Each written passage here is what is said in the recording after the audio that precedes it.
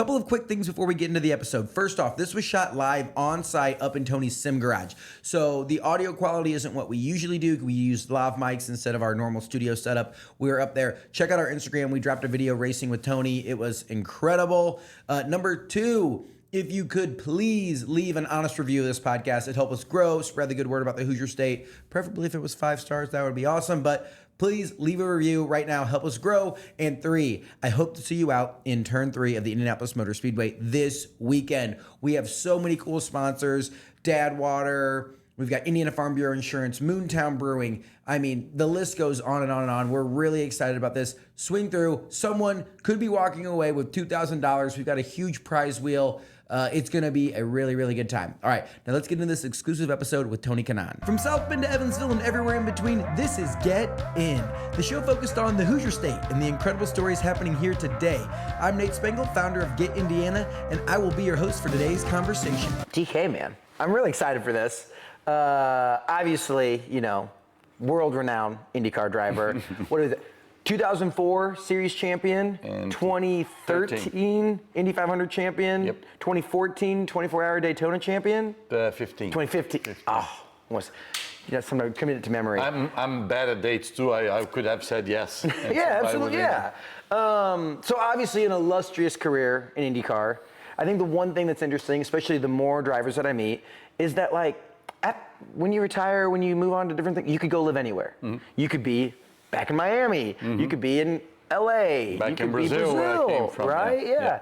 So I think it's really cool that you have elected to call Indianapolis and Indiana, Central Indiana, home. So a little bit I want to get into is kind of like your tie of how you ended up in Indiana. Yep. Obviously, there's a couple fun stories. And the way that you've not just been an IndyCar driver, a celebrity that happens to live here, but an actual community member. Like, I heard the story of you running the Indy Mini. Like a few times. A few times, right? And being involved with other nonprofits, boards, things like that. Like, actually being a member of a community and, you know, like I think one thing about Indiana is people like to make an impact. Mm-hmm. Like the big community members here. So I would love to know a little bit about your journey and how you've really become ingrained in the Central Indiana culture. Well, I started it, go back to, I'm going to be 51 this year, so 1984. Even before 82, I started watching races with my dad at home, back in Brazil, on TV. So basically, our routine on every Sunday, it was watch the F1 race, the Formula 1 race in the morning, because of the time difference. And the IndyCar races we're only an hour difference from where I lived. Was IndyCar big in Brazil in your family or everywhere? Or like was racing? Pretty much. Was racing is the second biggest sport after soccer, right? Soccer. Really? Yeah, so we had Senna in Formula 1 and Emerson Fittipaldi in IndyCar, and they're both winning a lot. And in my country, we're very passionate and then very territorial about Brazilians doing well. So started watching races, and Dad loved racing, never raced in his life. And then he took me to a couple Formula 1 races when they went to Brazil. And then we used to watch live go-kart races in the local go-kart track in Interlagos, which is one of the most famous tracks around the F1 circuit. And one day I asked my dad for a go-kart, and he gave it to me, and then I started it, right? So why Indy? Start racing, start winning quite a bit in go-karts.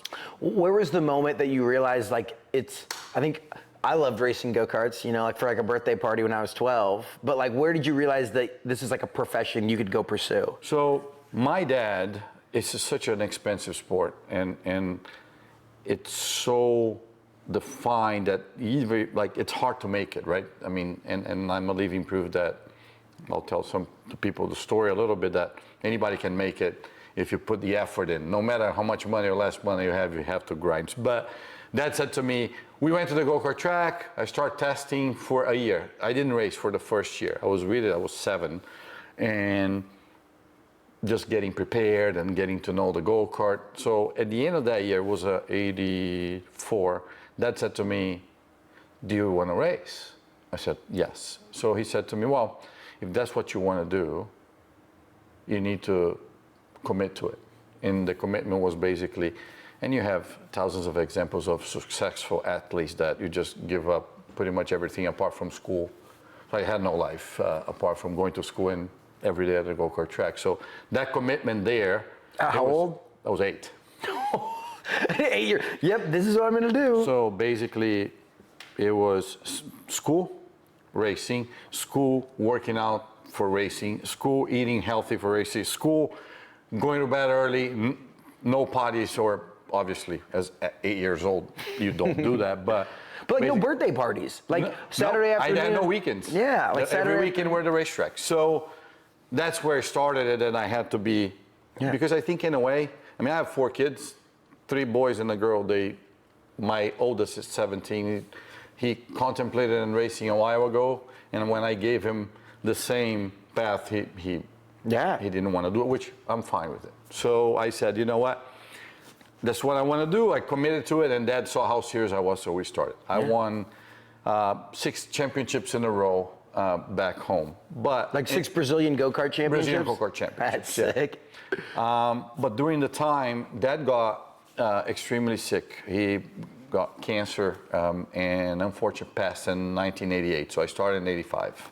How old? You were 11? I was 13. 13? Yeah. So, but the night, he was ill for a while, like cancer, he was battling quite a bit. Yeah. And on and on the hospital, on and off. And I obviously kept racing. We had to go on with life. But we had a race on a weekend. And then race weekend is like Friday, Saturday, and Sunday. But on a Thursday, I came back from the track. I went home and my mom says, hey, your dad want to talk to you. But he was in the hospital. He was sick, but not like anything. It was just, for me, it was normal that he was always on and off. And I went to see him. It was a Thursday night. We sat down and then we started talking. He says, hey, how was your day? How was testing? How's the go-kart? I said, no, we're pretty fast. So the race is looking good this weekend. And I'll see you tomorrow. I'll come back from the racetrack. We'll talk about it. So before I leave, he said, hey, if something ever happens to me, you got to promise me 2 things. I said, sure. He says, you take care of your mom and dad, and one day you win the Indy 500 for me. So I said, yeah, Dad, come on.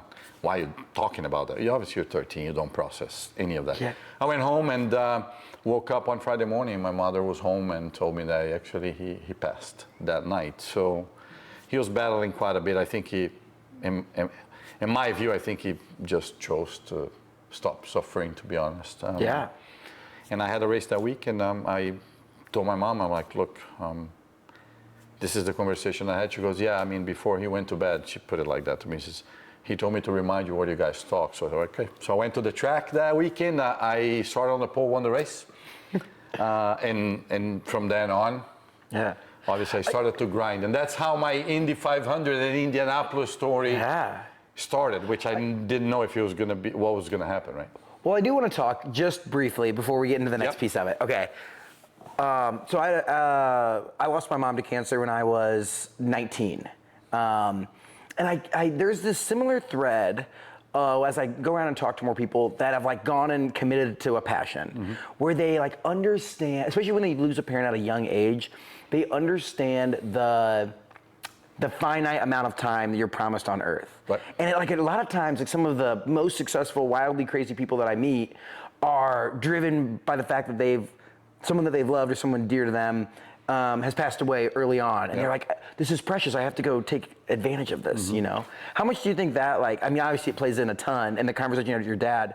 Have you noticed this kind of, that similar thread as well? 100%. And honestly, I think the way the approach my dad took, which obviously I realized that much later, was, I remember vivid that he was 41, right? So every time I walk with him on the trips to the hospital, and at the time we're not like billionaires, but we're pretty wealthy for Brazil. So he was doing well with his business, and so we're like mid to high class. Yeah. And walk into the hospital, he will always tell me, take the time to have fun and enjoy your family, because look at me. I'm not taking anything with me if something happens. And I think that, according to a lot of my friends, I live today as intense. You can ask anybody that knows me.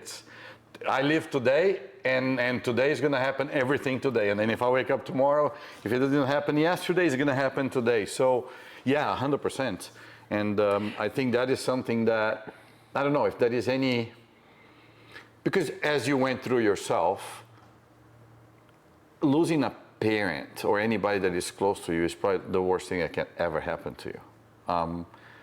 And if you can take something positive about it, I think Dad actually tried to tell me like, hey, don't do it like me, because Dad worked all the time. I barely saw him. He used to come to my races, but during the week, he would get home, I would be in bed. He would leave home, I was not awake yet, right? So that gave me a little bit more balance. Yeah. I mean, and that's interesting coming from like you talk about being 8 and committing your life to racing, but also in the back of your head knowing that like, hey, no matter what happens when you're 40, when you're 30, whatever, like having that balance, I mean, especially as you have 4 kids now, but I can still balance that with being a champion and giving everything to your profession and your craft. Right, but to me, Nate, it's a fine line, because I'm not saying I lived probably the most selfish, self-centered life, because to be successful, you have to do that. And with that comes with a big price, right? Family, kids, anything. You don't have all the time. And me saying that, if you think, oh no, I chose not to go to a race weekend to spend with my kids, that's not what I'm saying. But I think with the example of my dad, I was able to understand that even though he wasn't that present, he was such a figure to me and set an example that sometimes you have parents, they're there, but they're not there. You know what I mean? So how important that is. So to me, the price of not me feeling guilty, I have 4 kids. 2 of them, I wasn't with my wife when they were born. I was racing, and she went in labor by herself. And I came back and met my kid. I didn't fly back. Like that is, some people go, wow, it's so rude or so selfish. But my dad set an example, even though not being there all the time. With my kids, I think growing up, my youngest is 6, but you set other examples of commitment, how serious you're going to be. And then you have to think about yourself, but also take care of your family. But also, to me, it was a pretty good balance on when I'm with them, I am with them. Because also that is not a lot of times. And sometimes you see parents there, but they're... Yeah, because the worst thing you can do is like be at a race thinking about your family, or be with your family thinking about a race. That's what I'm saying. That's when the fine line of the top high-end athletes, if you look up, it's a pattern. Like Tom Brady, Tom Brady says it. It's like it's you no won't be. coincidence. Yeah, it's like you have to give up your life. Like if you want to match what he's done, you have to be willing to give up everything. And that's some what he's people, done. I respect, some people are not willing to do that. And my wife and my family are all on the same page. Yeah. It was never a question. It was never a burden to say, hey, you're not going to be here. It is what it is. We live, breathe, and live our lives. And came first. That starts at 13, right? Like you're winning these go-kart championships. You just lost your dad. Right. So I lost my dad, and then the promise was there. So that is pretty heavy, right? So you're like, because And was there a blueprint? Like, did you know what you had to do to get there? Oh well, but because then, obviously, like I said, we're pretty good financially. But then a year later, we lost everything. We had a family. My dad put his brother to take care of the business that we owned, and it was a family trouble. I don't speak to my father's part of the family. They stole everything, and then so basically we lost. Only thing we had left was the apartment that my mom, my sister, and I lived. So I had to quit school to go work on a go-kart track to help to support my family, make some money, but also have the equipment to go racing. So I never finished school. I stopped. I was in 8th grade. 8th grade education. But I stopped at 5th, came back, and I tried. So, but basically, I only have up until 8th grade, which it's not a good example to my kids or any other kids. But it was not because I chose to. Yeah.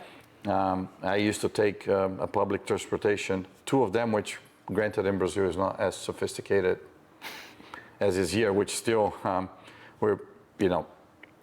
it was 2 buses, an hour and a half to get to the racetrack every morning at 6 a.m. and 2 buses to come back. But so you grow up real quick there. Oh, I mean, there was obviously, I would say 14, because it took a year for the things to fall. Yeah. And then my mom was 36 at the time, never worked, so couldn't really find a job at 36 is what your resume. So found a job with a friend of mine that used to own a few nightclubs and bars, and obviously it's a cash business, and so she was in charge of the cashiers. It was somebody that my friend trusts, but my mother worked from 11 p.m. to 6 a.m. So, and my sister and I had to just grow up. And I know a lot of times to really excel in racing, like a lot of times you have to leave home and go race around other places. So that's what happened then. So when I was 17, I raced go-karts, did a couple Brazilian series and race cars, but at the end of '92, I was out of job. I didn't have a car to race, but I was still teaching kids how to go karts. I was making a living out of working in the go-kart factory. I got an invitation to go to Italy to do a test to race in a Formula 3 car, which is kind of today probably close to an Indy Next kind of thing, a little bit. Kind of like a developmental series. It is. So it's at the time it was Formula 3, Formula 3000, Formula 1. Today it's Formula 3, Formula 2, Formula 1, right? Which still thinking about America, but the opportunity was there. So I was at the go-kart track on a Friday afternoon, got a phone call from Nelson Piquet, which was a very famous F1 driver and an IndyCar driver. Back in the day, it was a phone call on a real phone. Landline, Yeah, line. And then I was at the racetrack. I went up to the racetrack, and you have all these local shops that prepare go-karts near the track. Like here in Indy, the race shops are here. So somebody came down and says, hey, Nelson Piquet is on the phone, which is like, it's kind of like telling like, hey, Peyton Manning's calling. You're like, yeah, right. So I go upstairs, I answer the phone. Nelson says, hey, I have a friend, an Italian team owner that wants a Brazilian race car driver because Brazilians are fast, blah, blah, blah. I said, well, yeah. And we got to go to Italy tonight. I'm like, I don't have any money. He said, well, figure out. So I called a couple friends. They bought me a ticket. No way. I went home, told my mom, which you can imagine, working all day long. My mom working. I said, Mom, I'm going to Italy tonight. She goes, yeah, all right. Stop joking. I said, no, it's true, but I'll be back Monday morning. So I went, flew all night, Friday night, landed in Rome Saturday morning, went straight to the track.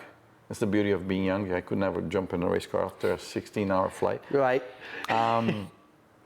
Did the test. Saturday and Sunday was the fastest. And so on Sunday, the team owner there said, I want to hire you. I can give you a full season in my car, but I don't have money to pay you, so you need to figure out how to live. I said, well, then I'm sorry, I got to go home. I don't have any money.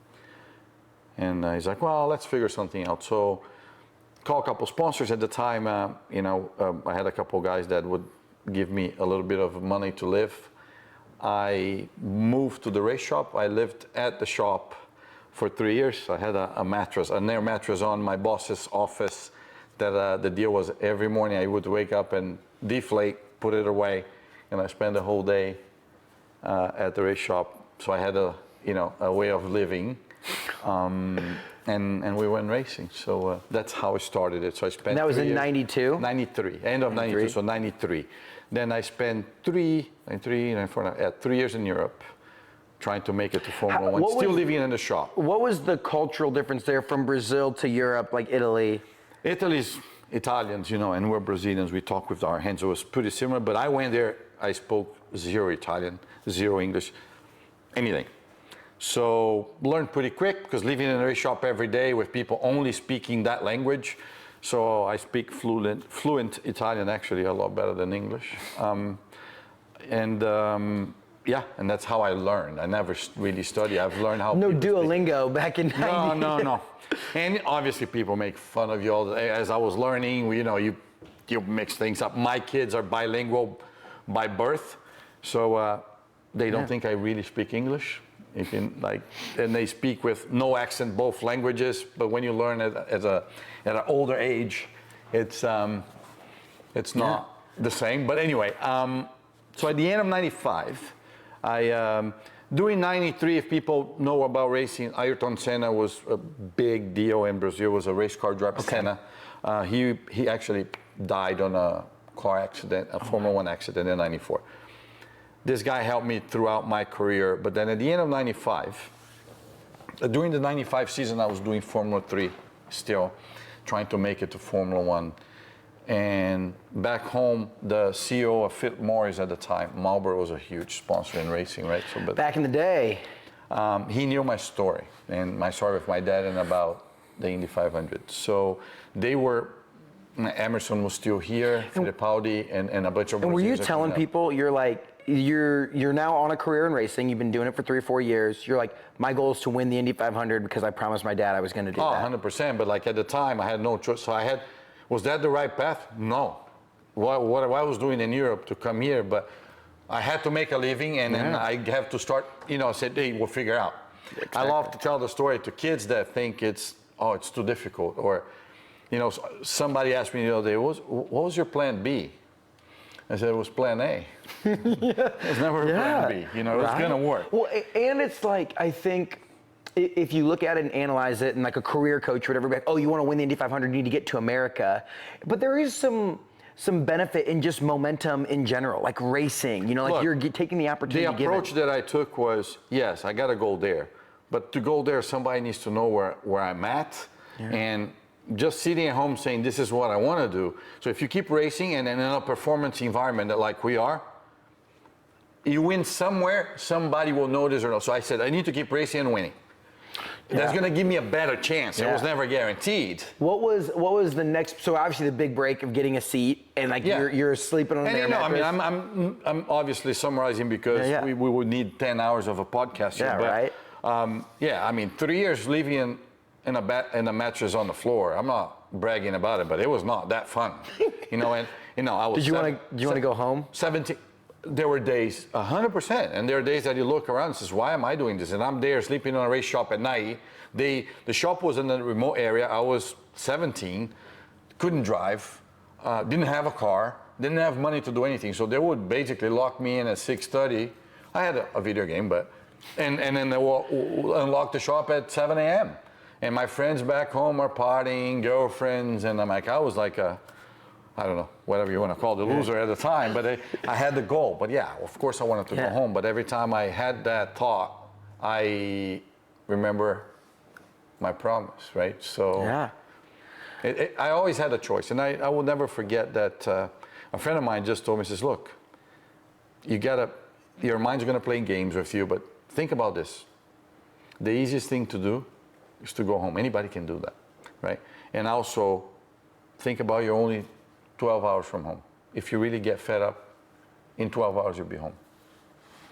But it obviously never did. So end of '95, somebody knew, a CEO of Philip Morris knew my story, and they are starting to help some Brazilian drivers to come to IndyCar. He calls me and says, that is a part of the story that I'm gonna have to tell. I had an offer to race in touring cars, basically the Audis, the Mercedes, living in a race shop.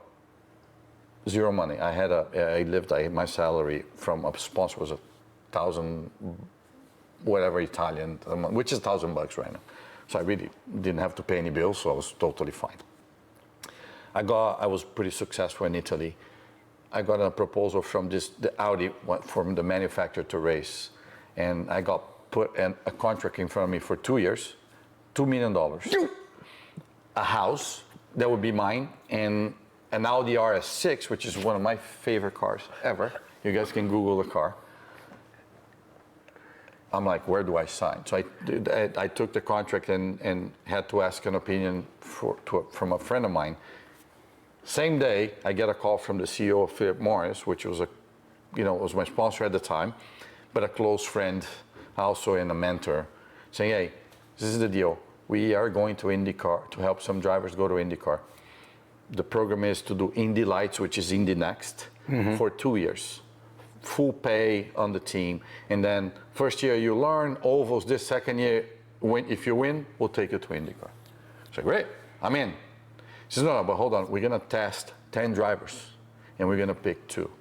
I said, but it's still there's no guarantee. He said, no. I said, but Richard, his name was Richard, I said, I have a $2 million contract in Audi and house. It's like, I'll never forget. It says, welcome to the adult life. You're gonna make tough decisions in your life. You can choose. $2 million.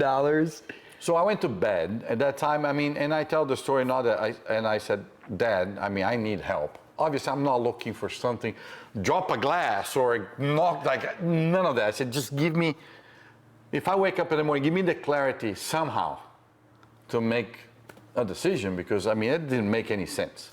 It was nothing and just a try. And I woke up and really, not that a sign came, a light or nothing. I was just like, you know what? I have nothing. Right now I have nothing. My dream and my promise was there.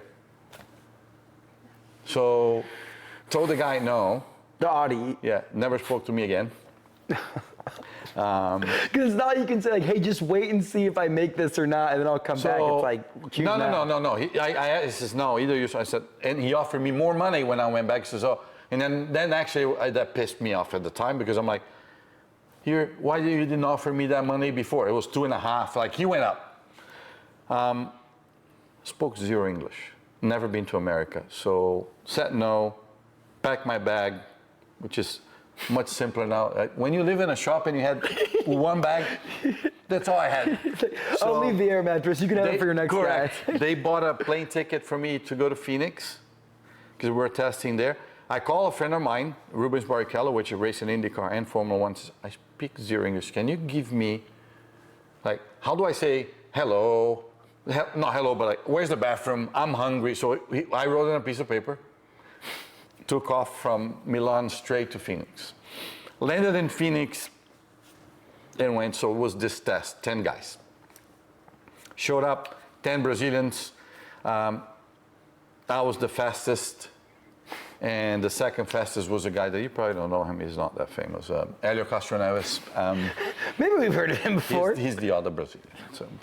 But he was second fastest.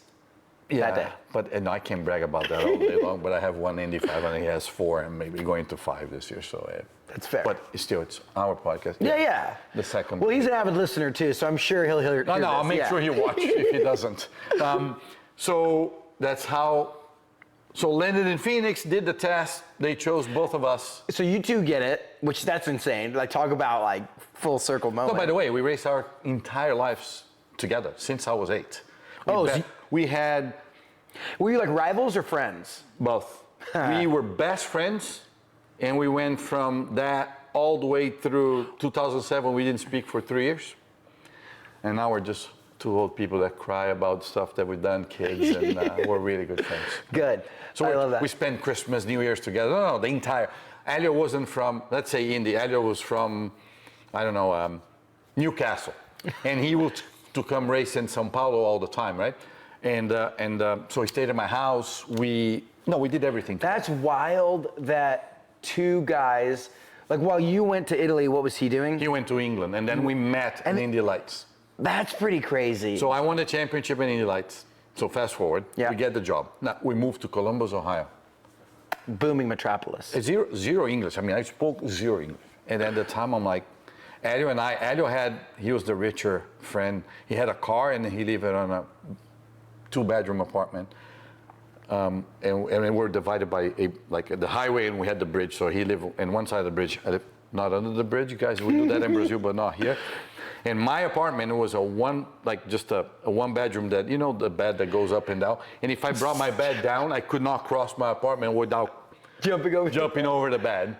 And the whole time you're like putting your bed down, you're like, I turned down $2.5 million. No, but hold on. I went from a mattress on the floor to a bed that, you know, and it was awesome because I never had to make my bed. I woke up, flipped up, it's done, right? So yes. Don't do that, guys. And we had a blast. I mean, I spoke zero English. I made a fool of myself plenty of times with my mechanics. Was in the shop every day. And then one time I asked one of my mechanics, I said, dude, I gotta, do I go to an English school?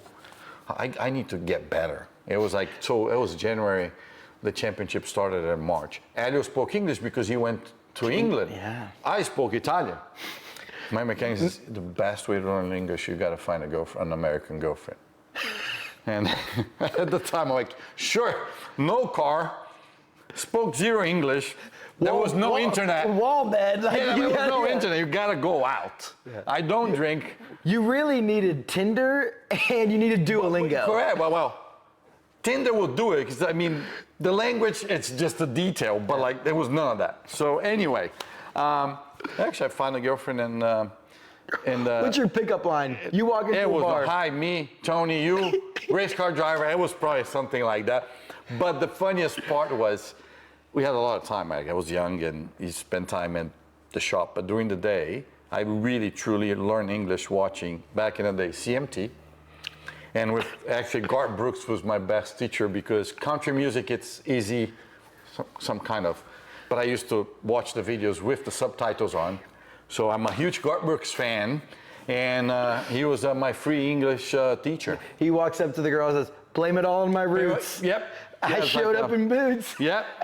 And I became a Brazilian cowboy, I guess. But yeah, that's how I started it. I won the championship in '97 and the Indy Lights. For Indy Lights, yep. Finished second the first year, won the championship in '97. Elio finished second. We both moved to IndyCar in '98. But IndyCar was split between kart and IRL at the time. It was the year that was split. So I did not come to the IRL. So the kart, which is, they both called IndyCar. It was so confusing. Thank God you're not remembering. That means basically IndyCar kept the Indy 500 and the other series kept nothing. Big news from my friends over at Hope Plumbing. Now Hope Plumbing, Heating, and Cooling. You heard that right. They are now your one-stop shop for home services, offering plumbing, HVAC, and electrical. New name, added services, but same trustworthy, loyal company. They treat your home like their very own, and now that includes HVAC as well. Book your next home services appointment with Hope and mention Get Indiana, and Hope will give you a free membership for a year. A membership includes important services like whole home plumbing inspection, a free mainline drain snaking, 2 seasonal HVAC inspections, and so much more. That's a deal you can't miss out on. Call Hope Plumbing, Heating, and Cooling and start saving today. Now let's get back into the show. So from '98 to 2002, I raced an IndyCar, but never did the Indy 500. So I obviously lived in Miami. And go ahead. Well, you say, how upset were you? It's like, okay, I'm in IndyCar now. Like, I'm so close to my dream. And then it's like, and by the way, like, you don't get to race in the Indy 500. Right. It's like, but the story of my life, right? So you go, well, you know what? Of course, that was going to happen. But at the time, I'm on a top series as well. I mean, kart actually at the time was arguably still a little bit higher. Tony George had started the series, so we were stronger, more famous, blah, blah, blah. But nothing like the Indy 500. But they had one race. Our other races were pretty And at strong. that point, like, did you know, I think all the IndyCar drivers I've talked to, it's like, winning the Indy 500 trumps everything. I know, but for me, I already told you the story that he started when I was 13. For me, it was just the Indy 500. If you had said, I'll take everything away from you, but I'll give you the Indy 500, I'll take your arm off. Please, here, take it. Take it. You Yeah. know, so for me, it was everything. So, but again, you got to be racing to be able to have an opportunity. Yeah. So at the end of in 2002, I was still racing in kart. But the team that I was racing was doing both series. So during that time, a little pause on that, I promised that I was never going to walk into the speedway if I was not going to be in a race car. So drove by, never step a foot in. If I said, I'm walking in to drive. Otherwise, I'm not going to go visit. I'll watch on TV, but physically. I wanted to cross that tunnel because I was going to be in a race car. So it was kind of hard. I didn't live here. I moved from Columbus to Miami. It's a typical Brazilian. The shop was in Columbus still. I got the opportunity, the invitation to do a one-only Indy 500 in 2002 with my team. I was racing full-time, but the Indy 500, it was obviously a separate race and nobody booked anything, so I got the opportunity to do it. Drove in, the best feeling of my life. My first race there, started 4th. I was leading with a 10-second lead, and a back marker blew an engine in turn 3. They delay a little bit to call the yellow. I was the first car through the oil, exploded in the wall, and my day was over. And that's how my quest for the Indy 500 started. Went back to kart that year. At the end of 2002, Michael Andretti bought the team that he owns. He used to own, he just sold it, but Andretti Racing, Andretti, whatever they call. Invite me, and he was retiring the following year after the Indy 500. Hire me to race for him, and I was going to be his replacement now in IndyCar. So now I was going to be full-time doing the Indy 500. So in 2003, I became full-time IRL at the time. Mm-hmm. And then we can talk about from 2003 to 2013. This catches us up in Indiana. Yes. So in IndyCar anyway. Yeah, so which at the time, my trips to Indy was very often. The shop was here, but I lived in Miami. Okay. So. And then that takes you through, in 2004, you win the series. With Michael, yes. Take us through, you win, so spoiler alert, 2004, you win IndyCar. I won series. the championship. The championship. I would say, how did yes. How did the Indy 500 go? So here we go. So I think that is more of what the story is. Yeah.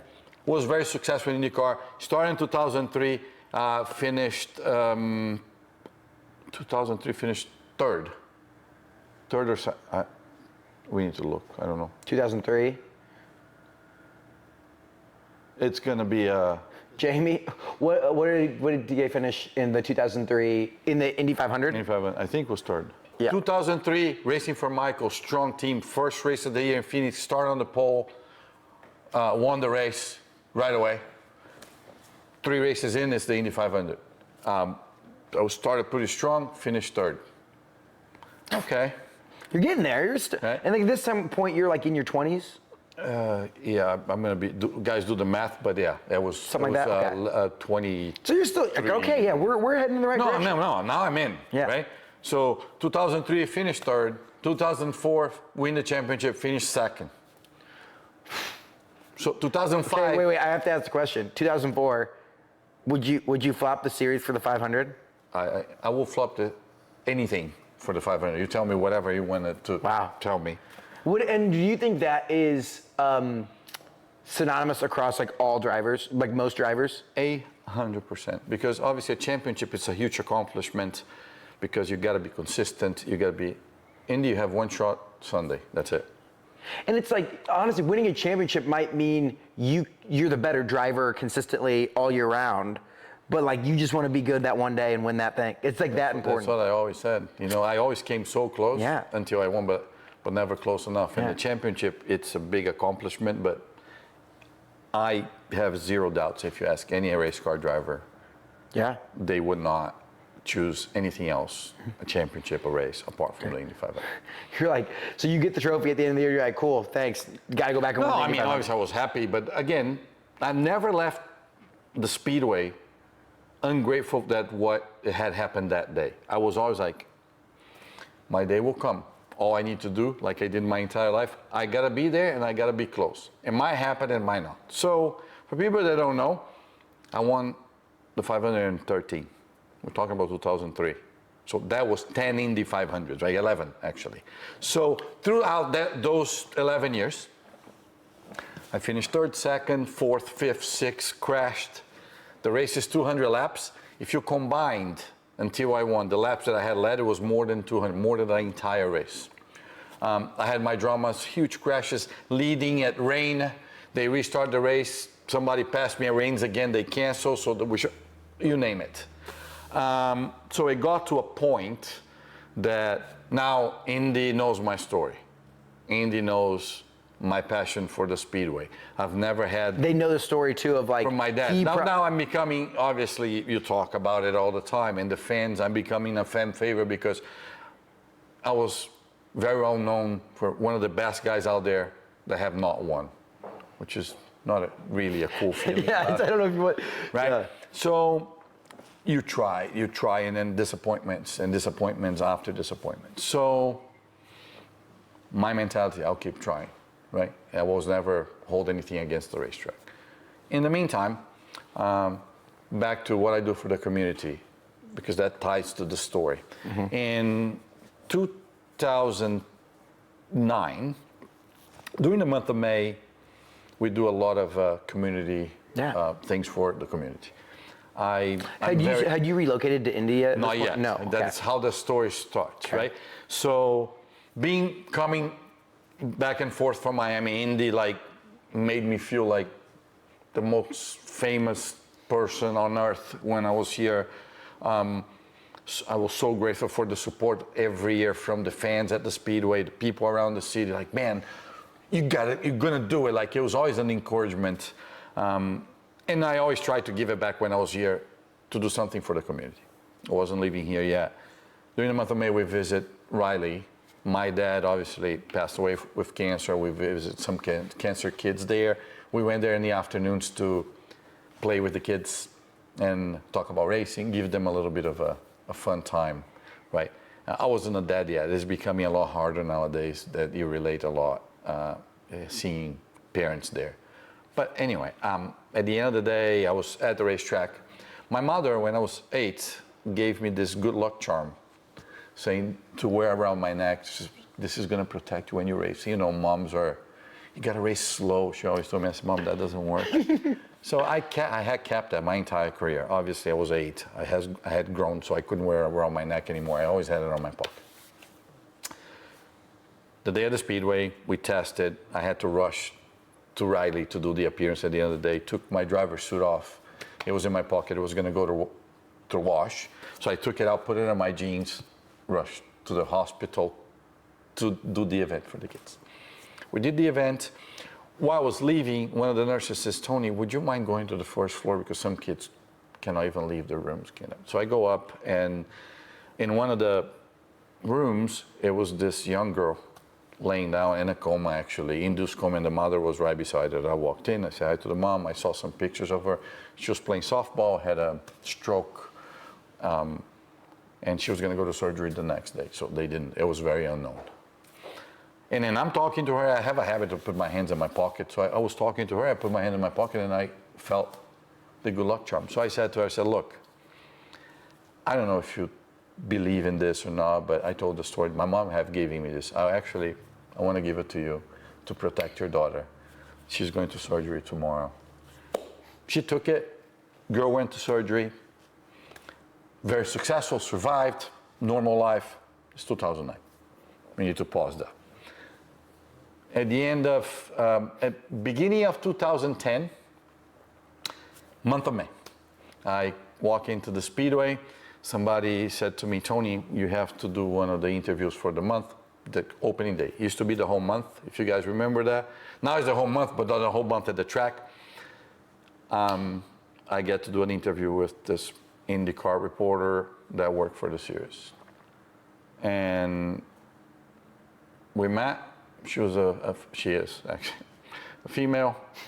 And we kind of fell in love, and this is She asked some good questions, huh? I'm not very shy to do interviews, and I was completely, and there is a picture out there, maybe we can give it to you too. People can say the way we looked at each other without even knowing each other. Somebody took the picture that day just because. I think you can tell, and we've been together for 18 years, but that's met my wife inside the Speedway. She is from Indiana, so that's another tie. Yeah. Right? But you're still bouncing back and forth between Miami and here. Yes, Yeah. and I did that. We didn't move here until before COVID. Okay. Now I'm dating my wife, wasn't my wife yet. Her family is here. We even more times come here on, Easter. Where'd she grow up in Indiana? Cambridge City. Oh. Which is, for me, for a Brazilian coming from a big city, training for an Ironman, and I told her I needed to do a long run while we were visiting her parents. She said I had to do 3 laps around the city. It didn't sound good. Coming from Brazil and São Paulo, I couldn't get a grip. But yeah, obviously worked in IndyCar and lived in Indy at the time. Yeah. So we met, started dating. At the end of 2010, I was racing for Michael. I had a 6-year contract with him. He fires me at the end of the year. Some sponsorship related, but I still had a contract, but he said I couldn't pay you. So that was the last race of the year. I was out of job.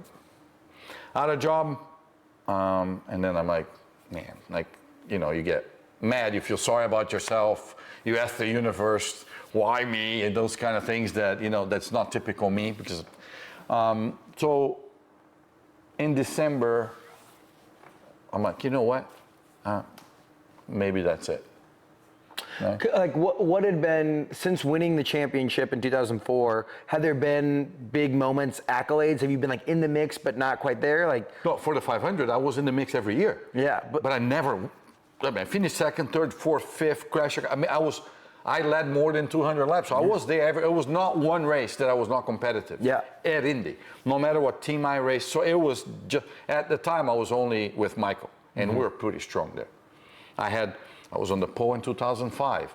I almost didn't qualify, and I think it was 2008. Started dead last, led the race with 10 laps to go, finished 9th. So but then it came to the point I was like, maybe it's not it. And then I get fired, and you feel bad. I'm mad, and so my girlfriend, my wife at the time, my girlfriend at the time, but is my wife now, says to me, you know what? You got to think about it, but. If you want to be a loser, she's pretty hard on me. If you want to be a loser, and then when you're no longer here, you're going to confront your dad somewhere.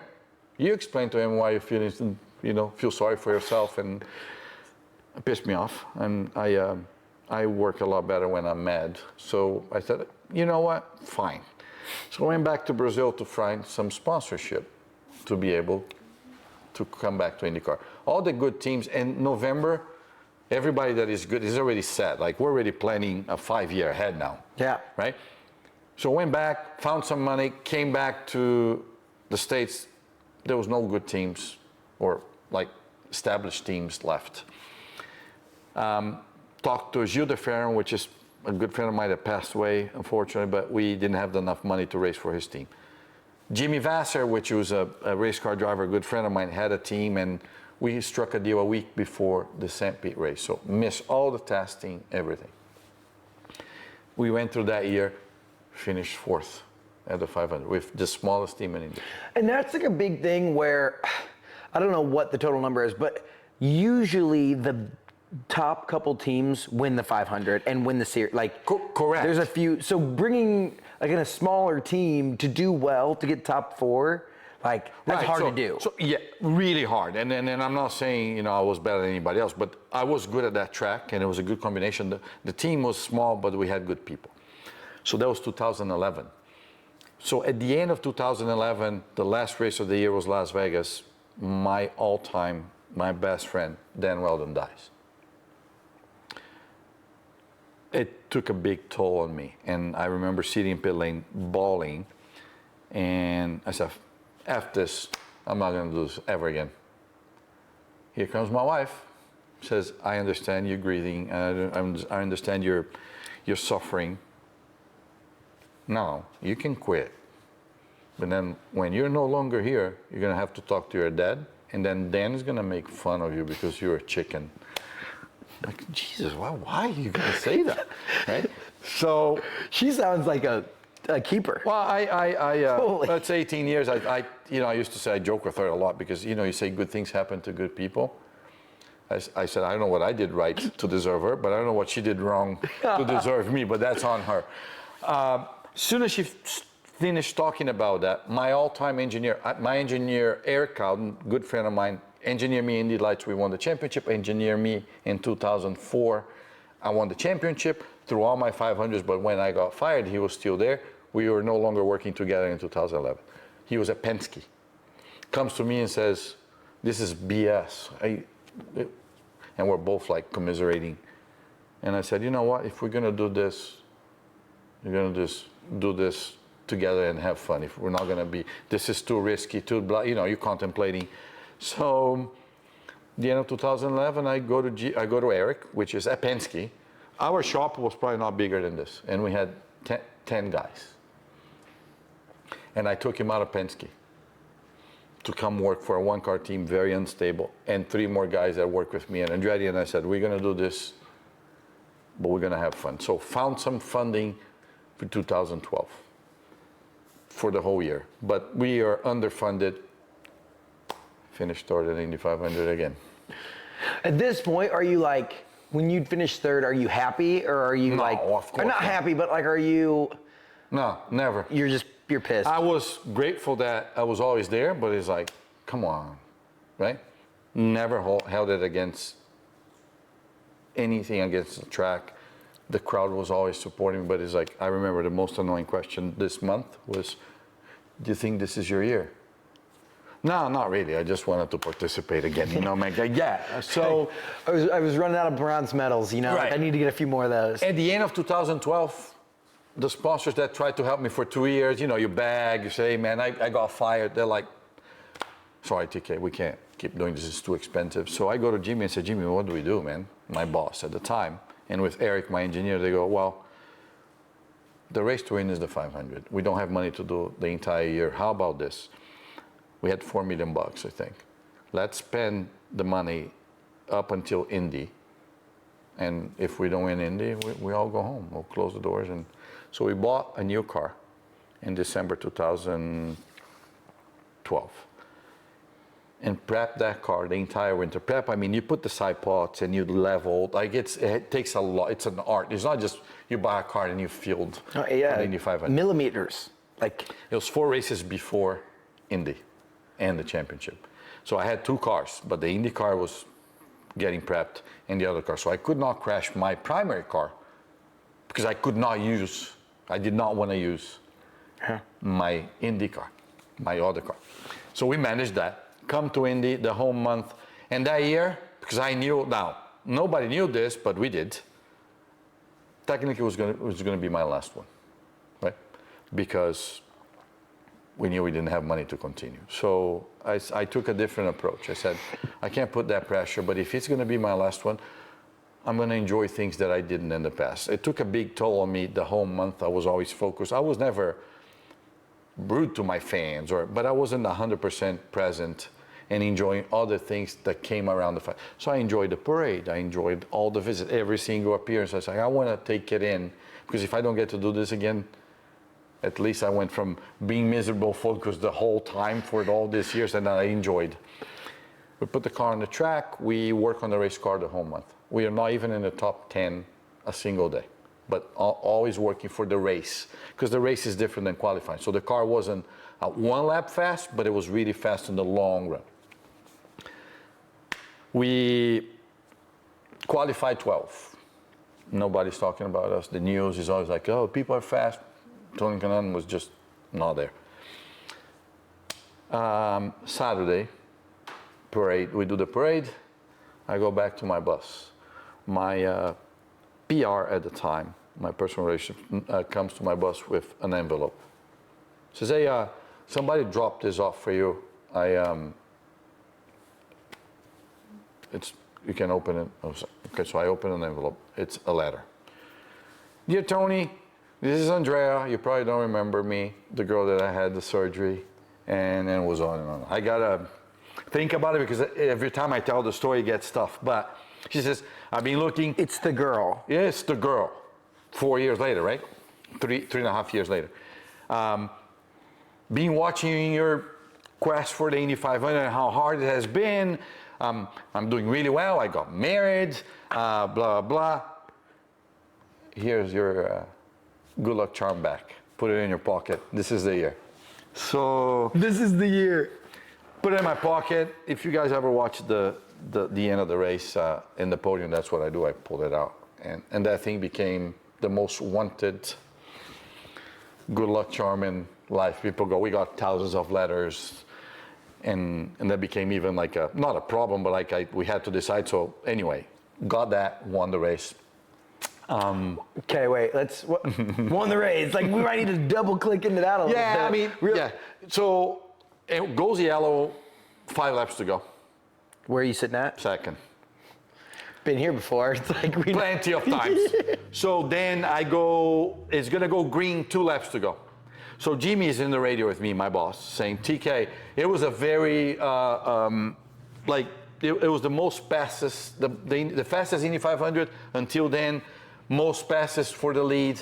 So Jimmy's like, you don't want to lead on the start because you're going to get passed on the last lap and you might don't win the race. I go in there and I said, Jimmy, I don't care. It's going to be all or nothing. I'm going. Either this car is coming back without 4 wheels or not. We restarted it. I passed for the lead into turn 1, which I was going to be exposed in turn 3. But I said, it's probably something's going to happen. The rules were different at the time.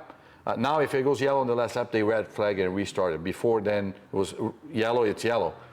I go through turn 2, yellow. They finish the race, I win. So if I had waited it, I was going to be second again. And your boss is in your ear saying, hold on a second. And you're like, no, do it now. So you make that pass. Yellow goes coming out of turn 2. Goes green, past the car in 1. By the time I got into turn 2, Dario Franchitti, one of my best friends, crashed into turn 1, back on the field. Yellow. When I crossed there, it was the white flag. And it's yellow. It's the next lap. You can't actually clean. You're doing laps. It's counting. Yeah. So, yeah. So you cross the finish line. So I crossed finish line. If you ever see a picture, I'm pointing Straight up? Yep. Saying, hey, I did it, I did it, I did it. Obviously, I was crying like maniac. Everybody else was crying. I remember that. I will never forget. Coming into the pits, the entire pit lane was actually standing and because they know the applauding. story. Everybody knew. We were all race fans. Obviously, only one guy wins at the end. I say all the time, at the end of this month, you have 32 people really pissed and 1 person really happy. That's the way it works. But people appreciate it. So the fans was unbelievable. I'll never forget the parade that I did after the race on the pace car. The fans stayed and it was huge. So yeah. And like, what was the like? I mean, you don't have to share if you don't want to, but the conversation that you have, like, you cross the finish line, you achieve this goal. How old are you at the time when you win? 38. 38. 25 years. Is that my math? 15 years? No, 25 years. 25 years. 25 years from when you're 13 and you make this promise to your dad. That internal conversation that you have of like, I finally did this thing. Obviously, you relax as far as like, I let it go, right? I cry like a baby. Actually, on the last lap, I had to concentrate because I was crying so much of cleaning. Can you imagine I crashed now? It's like, on the yellow flag, you know what I mean? Like, so, yeah, it was it's probably hard to explain the feeling, and I don't mind explaining it, but it was like, honestly, I was like, okay, I'm done. Life is, I'm gonna leave life, but if life ends tomorrow. Did it. Yeah, and I said, and I actually said it in my mind, but I said it to him, I said, okay, now we're done. Let me, not that I wasn't living, I don't want people to think that was a burden, but like, it was like, you know what? My promise is done. Mom is good, sister's good, done that. Maybe can I choose what to do now? Yeah. Which tells you a lot about it. I retired another 10 years later. So yeah, right. I chose. It's the glutton for punishment. Yeah, it was the excuse that my dad was putting the pressure on me, but I love what I do. But. Yeah, I mean. So anyway, that winning, then the team got the money, we raced. So anyway, that's. Yeah, okay.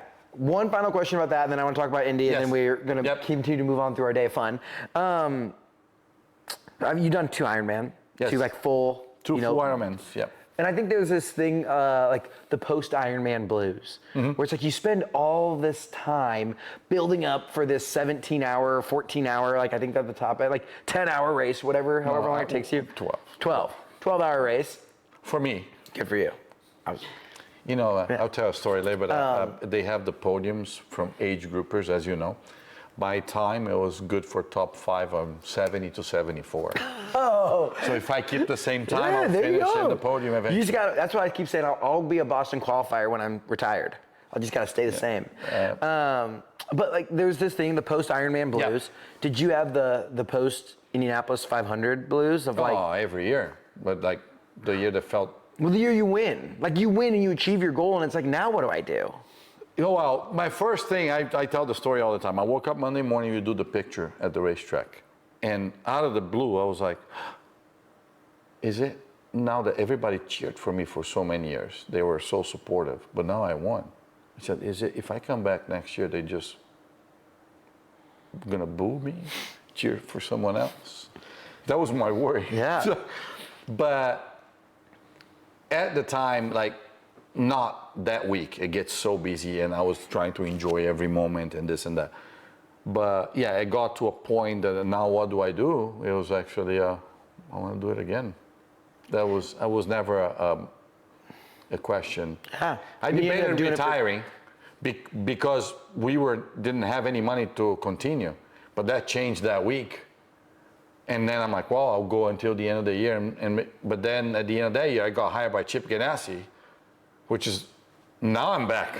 Yeah, right? now it's like. I went from a very little team back to, and then you go, you can't, I'm not going to say no. I mean, they keep asking me to drive an IndyCar until then, and I pretended I want to say no, but I'm always saying, yes, let's go. So anyway, the Ironman, yes, it was the same feeling, but different, because when you're high-end athlete and you dominate a sport, it's very stupid of us thinking we can do anything else as good, and I'm terrible. But is the mindset, right? And my Ironman, my post Ironman was actually more of I don't want people to take this wrong, but the feeling of accomplishment, because it was only me. You know this. You don't, like, I wasn't depending on a crew, on a race car that was going to fail, somebody was going to crash into me. It was all me, the training that I've done. So it was a different feeling of rewarding. Yeah. Right. And the crash was like, I will never do this again. And I ended up doing it. But yeah, right. It's one of those things. No like, chance I ever do. Even in the middle of the race, like, why am I here? I don't need, you know what I mean? But and one thing that I tell people all the time, they ask me why I did Ironmans. And I've never told that why I was driving, because I didn't want to tell people what. I did it to train my mind. It wasn't, you don't need to be an Ironman to drive an IndyCar.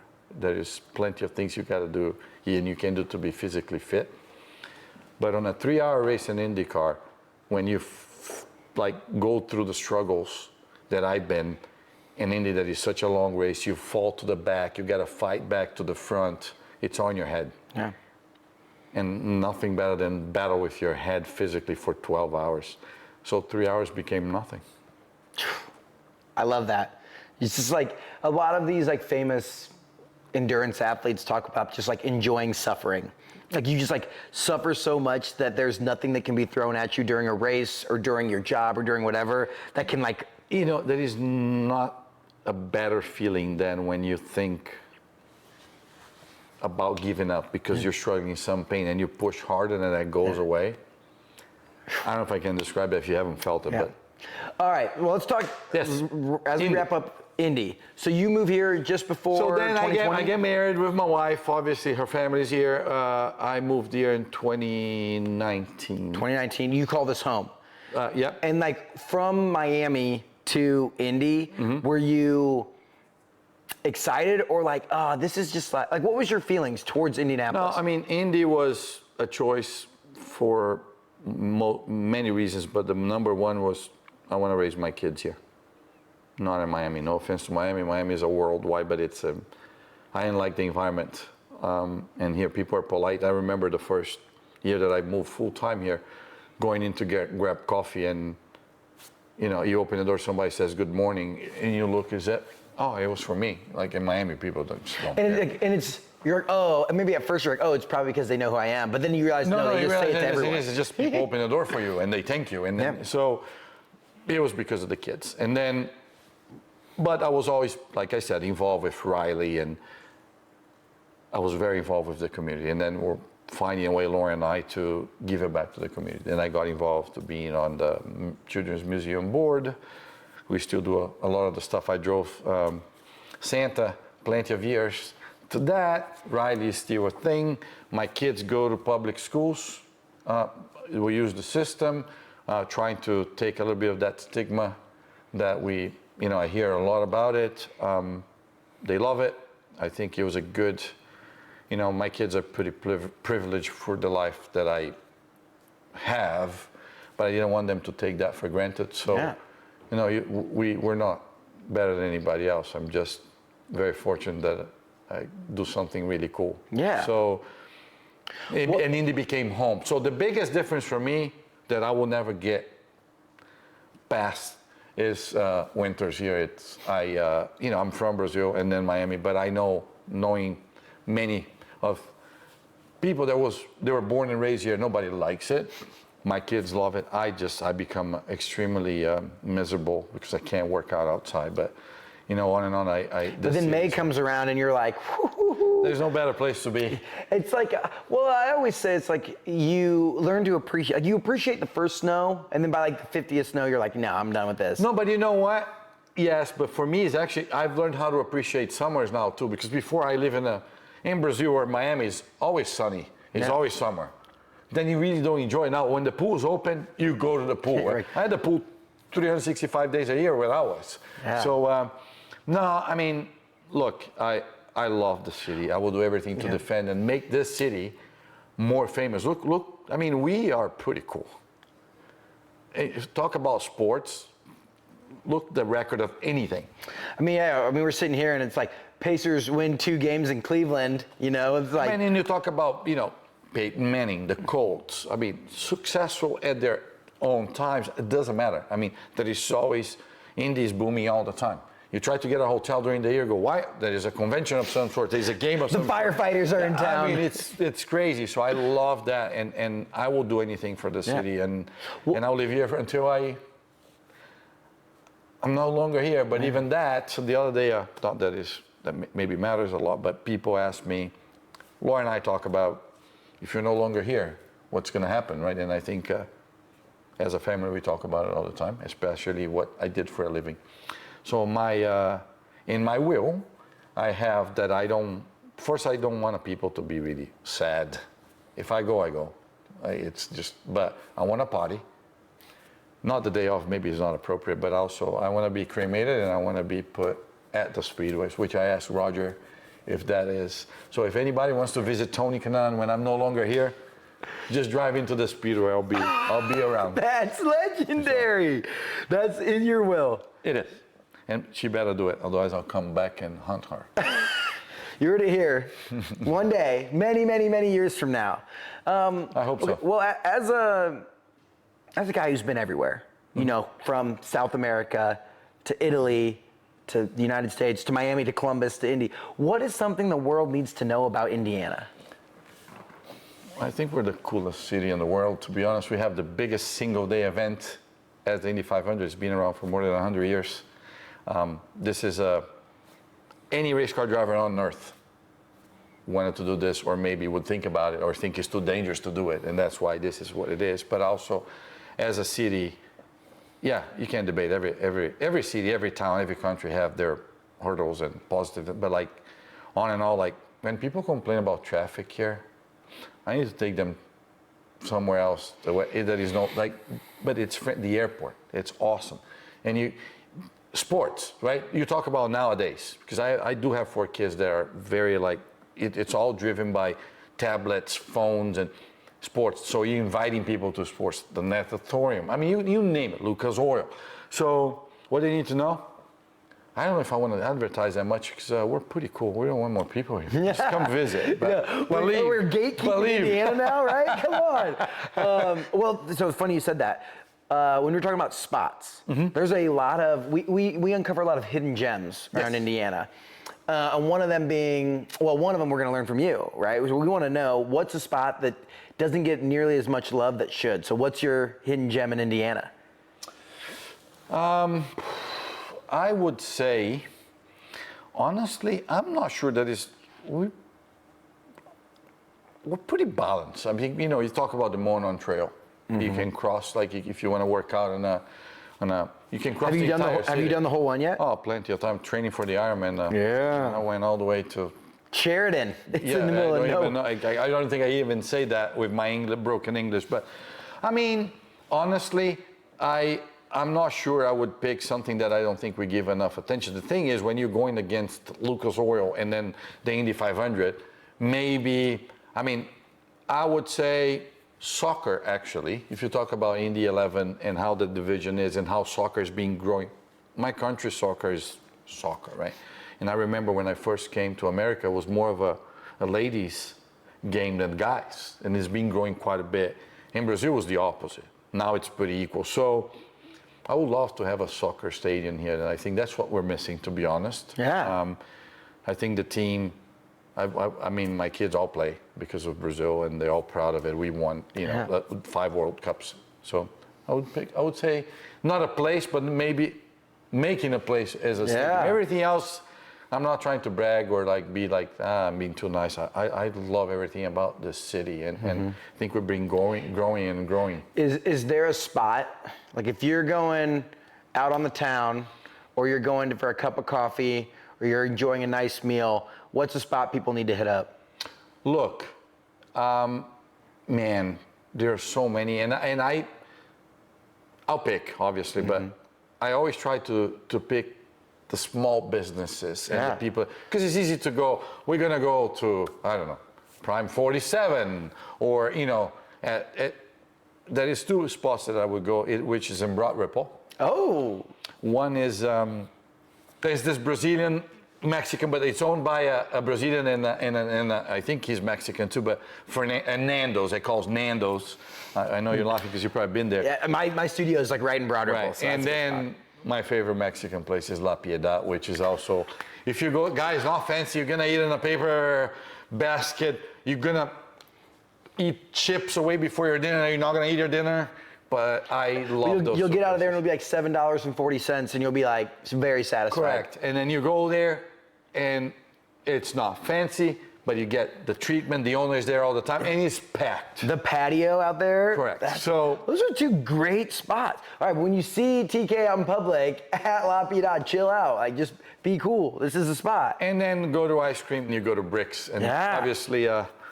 The owner there is a good friend of ours that gives my kids too much sugar, but it's classic. I love it. I love it. If you were out there, if there were people that see this, maybe they're IndyCar fans, maybe they're Brazilian, maybe they're just wherever they are in the world, what's the sales pitch for Indiana? Wow, that's easy. We're fun. We have every single sport event. We're polite, and we're cool. So it's just really, I mean, it's not just like, cool. What do you just? I'm gonna keep the mystery so you guys can. Right. Show up. Cool. TK, appreciate you. Thank you for sharing your story. It's an incredible journey from go-karts and adversity in your personal life to traveling across the world and sleeping on an air mattress, to then, coming and seeing success and more adversity, and finally, fulfilling a promise to your father. I think that is incredible. And I think that there's something powerful about someone's word. Like when you give someone your word and a 25-year journey. Some people can't go 25 days and keep their word, but to keep your word of like, I'm going to give everything I have to fulfill this, that's special. And I think that is the story that I want to tell. When I tell my story, it's not a sad story, it's not a brag, or I want people to feel, I think it's the example that you leave behind. And I mean that when I'm home with my kids, your word means everything. We don't need to sign a piece of paper. If I tell you we're doing this, even if it's not more convenient to me later on, you gotta do it. And I tell my kids that all the time. And I think, this is what I take. But to be fair, I own a lot to Indianapolis. I think is, it was my word, but it was because of this place. I became who I am. We're lucky to have you as a Hoosier by choice. Right. I always love, it's like a lot of people are Hoosiers by birth or Hoosiers by their parents' choice, but you get to choose wherever you want to live in the world, and you choose to live in Indianapolis. Well, I chose that, but also I need to thank the Hoosiers to actually accept to adopt me, because that doesn't, if they didn't, probably wouldn't enjoy my life as much. Well, I love it. I appreciate it. And I think it's time for me to maybe run some laps around you on the sim.